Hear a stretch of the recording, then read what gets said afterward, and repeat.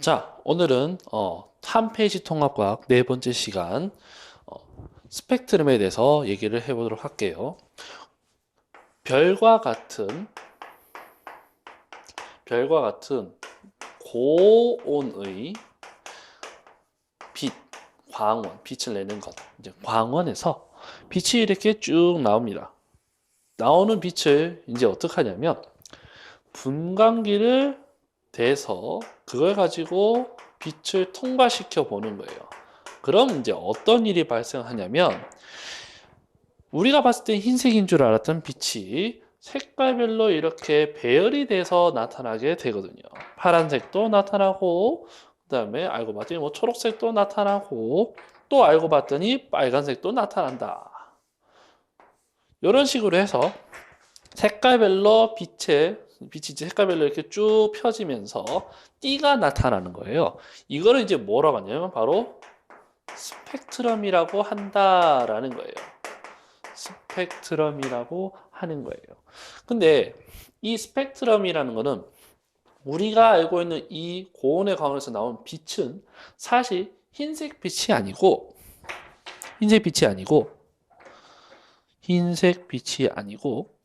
어떤 거냐면 애초에 파란색, 초록색 빛이 다 이렇게 함께 섞이면 흰색으로 보이는 거예요. 그래서 이 분광기를 지나게 되면 빛이 이렇게 색깔별로, 아이고, 잠깐만요. 색깔별로 이렇게 분류가 된다라고 생각하시면 되겠습니다. 자, 그러면 그러니까 우리가 알고 있는 이 빛은 한 개가 아니고 여러 개가 합쳐진 모습이라는 거예요. 자, 그러면 스펙트럼은 사실 종류가 크게 세 종류가 있습니다. 뭐뭐 있냐면 지금 여러분이 보고 있는 요거를 뭐라고 하냐면 연속 스펙트럼이라고 하고요.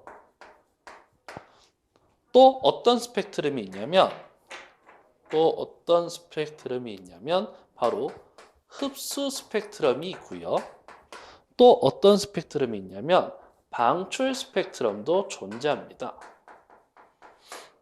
그러니까 얘들 다 흡수 스펙트럼 그리고 방출 스펙트럼. 그러니까 스펙트럼이 결국 몇 종류가 있냐면 세 종류가 있다는 말이겠죠.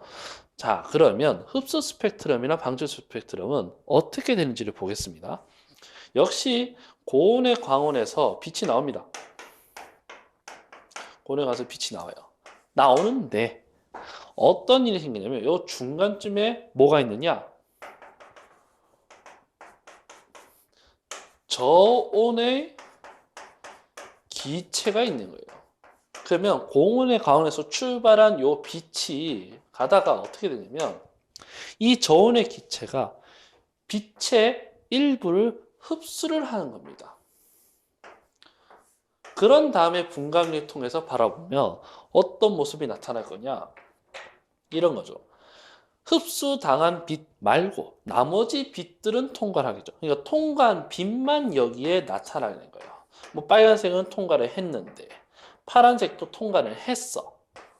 그런데 녹색은 안타깝게도 통과를 못한 거야. 그렇기 때문에 녹색이 안 나타나고, 자, 여기는 이제 구분을 위해서 색깔을 좀 칠할게요. 녹색 나타나고, 파란색도 나타나고, 빨간색도 나타났는데, 이 동네는 빨간색과 파란색은 나타났어. 근데 녹색은 이 저온의 기체가 녹색 빛을 흡수하는 바람에 여기에 검은색 흡수선이 나타나는 거예요.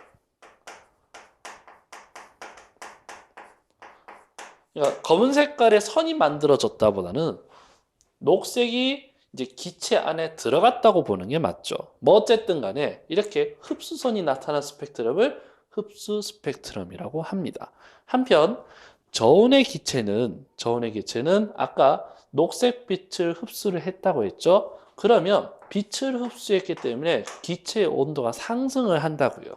그러면 이제 저온의 기체에서 되게 뜨거워졌다고 해보자. 이렇게 고온의 기체가 된단 말이지. 고온의 기체는 또 때에 따라서는 주변에 빛을 방출하기도 합니다. 그걸 마침 분광기로 바라보게 되면 어떻게 되느냐?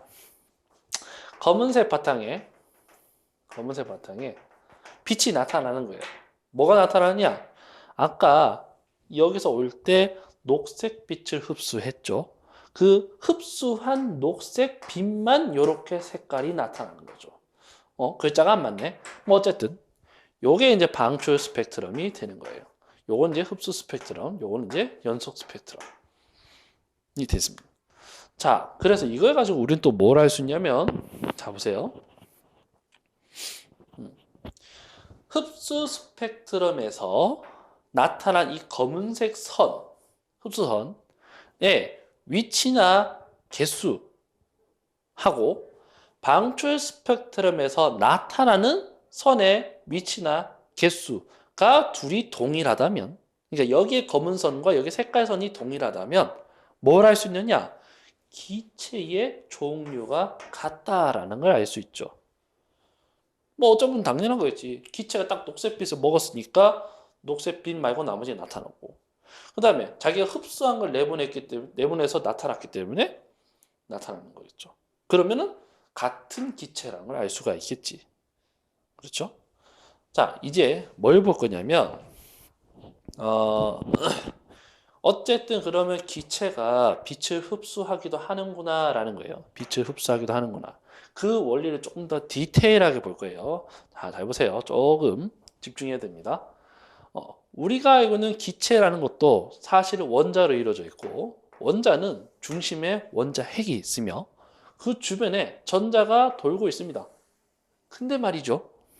근데 전자가 아무 때나 돌아다니는 게 아니라 자기들이 돌아다니는 궤도가 존재합니다. 몇 개가 있어요. 그리고 두 번째, 이 각각의 전자가 돌아다닐 수 있는 궤도는 이 궤도를 전자가 움직이려면 전자가 에너지를 갖고 있어야 움직일 수 있어요. 자, 그래서 여기 있는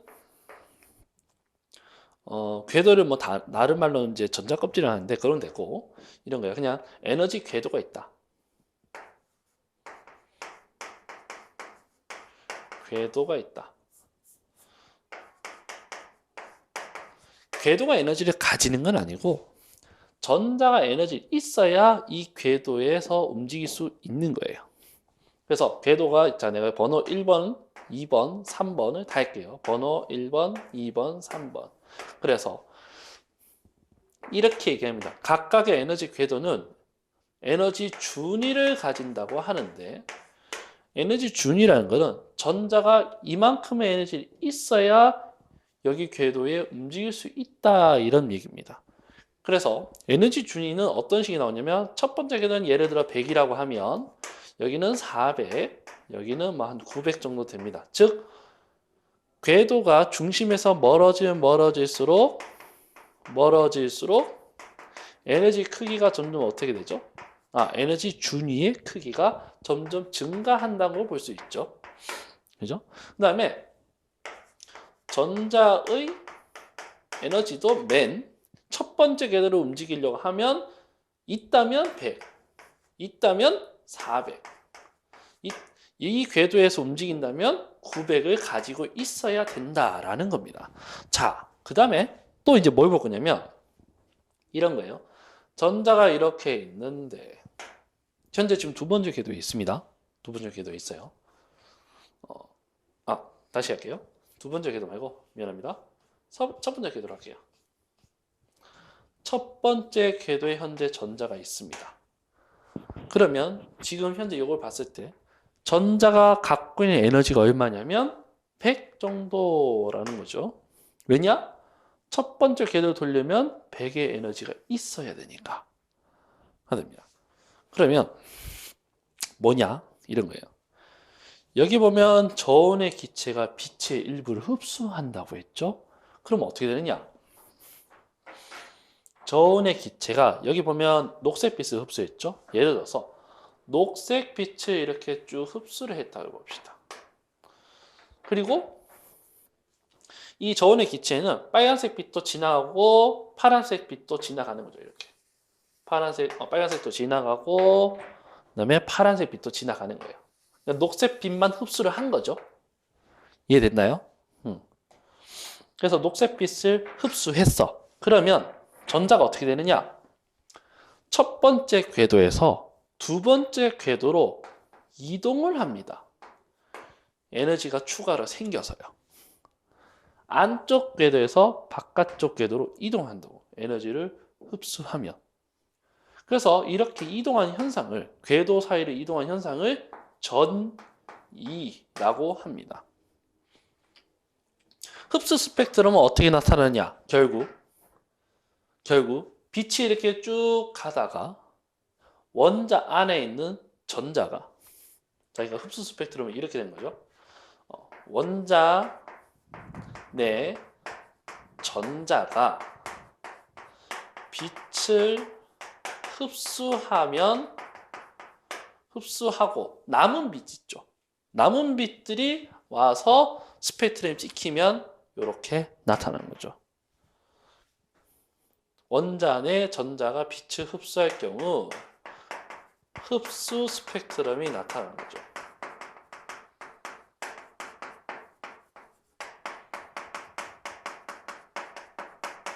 이 된다는 거예요. 됐나요? 자, 그다음에 또 뭐냐면 에너지를 흡수해서 바깥쪽 궤도로 돌고 있었어. 돌고 있다가 전자가 이제 바깥쪽 궤도는 너무 위험하니까 안쪽 궤도로 움직이고 싶은 거야. 그래서 바깥쪽에 있는 궤도의 전자가 안쪽 궤도로 다시 움직이게 되면 역시 궤도 사이를 움직이게 되죠. 그러면 역시 이걸 또 뭐라 하냐면 전이라고 합니다. 그러니까 우리가 바라보는 거는 궤도 사이로 움직였다, 전이, 이게 중요하다보다는 안에서 바깥으로 간 건지 아니면 밖에서 안으로 들어온 건지가 중요한 거예요. 자, 밖에서 안으로 이제 이동을 하게 되면, 궤도 이동하면 전자 이제 어떻게 하냐면 에너지를 이렇게 방출하게 된다는 거예요. 그러면 여기는 이제 아이고, 이거 헷갈리겠다. 다시 할게요. 밖에서 안으로 이동했을 때 에너지가 예를 들어서 어느 쪽으로 하지? 이렇게 해서 뭐 방출이 됐다고 해보죠. 그럼 이제 녹색빛이 나오는 거잖아. 그지? 방출을 하면서 나온 녹색빛이 여기에 딱 찍히는 거예요. 그래서 이게 방출 스펙트럼. 정리해서 써주면 이런 거예요. 원전의 전자가 빛을 흡수했을 때는 흡수 스펙트럼이었지만 원전의 전자가 빛을 방출하면 방출 스펙트럼이 나타난다는 거죠. 그래서 조금 더 디테일하게 들어가면 궤도의 움직임은 여기에서는 안에서 안쪽 궤도에서 바깥쪽 궤도로 전이, 그 다음에 요거는 밖에서 안으로 전이했을 때는 방출 스펙트럼, 안에서 바깥으로 전이했을 때는 흡수 스펙트럼이 나타나게 되는 겁니다. 조금 복잡하죠? 이 내용 이상은 이제 고2 때 배우기 때문에 여기까지만 딱 할게요. 자, 그러면 이거하고 지금 빅뱅 이야기 이걸 왜 하냐면 이런 게 있습니다. 기체가 자, 다시 한번 그릴게요. 광원에서 나온 빛이 이렇게 쭉 가는데 수소 기체 일 경우 이제 이 나온 빛을 가지고 이제 분광기를 찍으면 스펙트럼이 나타날 거예요. 자, 기체를 지났기 때문에 아마 흡수 스펙트럼이 나타나겠죠. 그래서 검은 선이 예를 들어 요쪽쯤에 하나 나타났다고 해봅시다. 자, 또 한 가지. 광원에서 나온 빛이 똑같은 광원에서 나온 빛이 헬륨 기체, 그러니까 기체 종류가 다른 거예요. 헬륨 기체. 에서 나온 빛을 분광기로 바라보면 스펙트럼이 어떻게 나오느냐. 빛을 흡수했겠죠. 흡수도 나타나고. 다만 기체의 종류가 다르면 이 흡수선의 개수나 위치가 서로 다르게 나타난다는 거예요. 이 말은 다르게 보면 이런 거지. 원소의 종류가 다르면 스펙트럼의 모양새가 다르게 나타나기 때문에 스펙트럼의 모양새로 뭘 알 수 있냐면 원소의 종류를 파악할 수 있죠. 그지? 그래서 원소가 다르면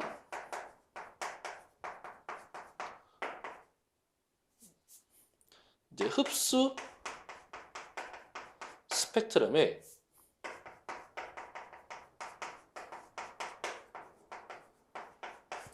선의 위치, 개수 다르다는 거예요. 이걸 통해서 또 뭘 할 수 있냐면 결국 스펙트럼으로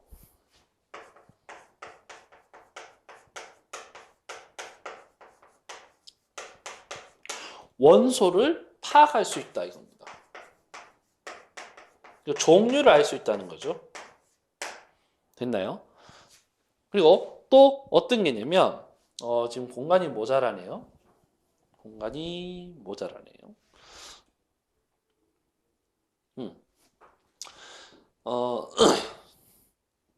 이 스펙트럼의 그다음에 흡수선 두께를 보게 되면 뭘 알게 되냐면 바로 원소의 질량비도 알 수 있다고 합니다. 질량비를 알아낼 수 있어요. 미안합니다. 원소의 밀도. 원소의 수 있다 이겁니다. 파악이 가능해요. 그래서 지금 뭘 얘기하고 싶은 거냐? 자, 보세요. 결국 스펙트럼을 딱 봤을 때 스펙트럼을 보고 수소 또는 헬륨을 구분할 수 있고 또 그 스펙트럼에 있는 선의 두께를 가지고 수소가 얼마나 있는지를 파악이 가능하다는 겁니다. 그래서 뭘 확인할 수 있냐면 이걸 확인할 수 있어요. 결국 수소와 헬륨의 질량비가 3대 1을 스펙트럼을 통해서 확인한 거예요. 이게 왜 이렇게 중요하냐? 이게 빅뱅의 증거이기 때문이죠.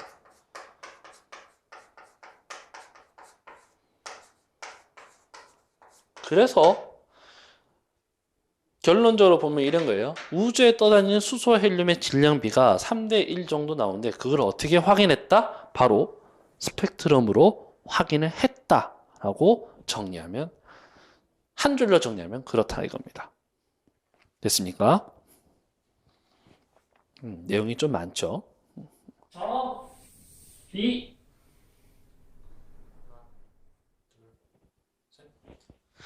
자, 정리 시간입니다. 오늘 내용은 좀 복잡하기 때문에 최대한 간편하게 정리를 탁탁 하도록 할게요.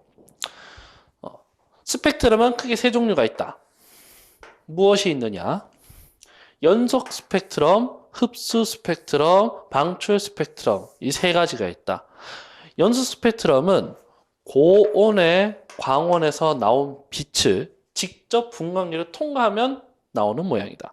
그 다음 흡수 스펙트럼의 경우는 고온의 빛이 별빛도 해당이 됩니다. 저온의 기체를 통과했을 때 흡수선이 나타나는 선을 스펙트럼을 흡수 스펙트럼에 간다.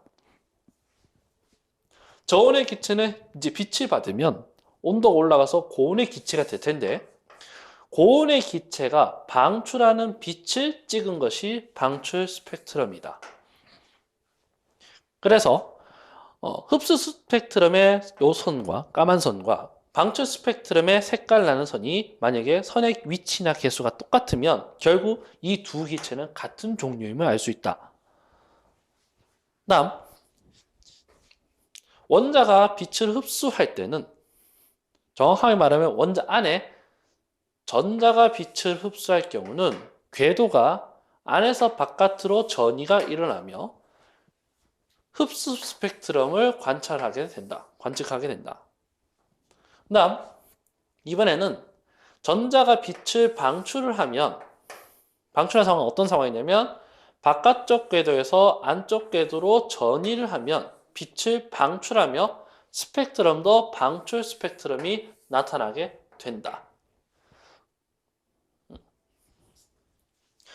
그리고 수소나 헬륨처럼 원소의 종류가 다르면 스펙트럼의 선의 위치나 개수가 다르기 때문에 스펙트럼을 통해서 원소의 종류를 파악할 수 있다. 그래서 실질적으로 스펙트럼의 여러 종류의 스펙트럼의 종류와 흡수선의 두께 등을 뭘 파악했냐면 수소와 헬륨의 질량비가 3대 1인 것을 확인하였으며 이것이 빅뱅의 증거가 된다. 됩니다. 끝!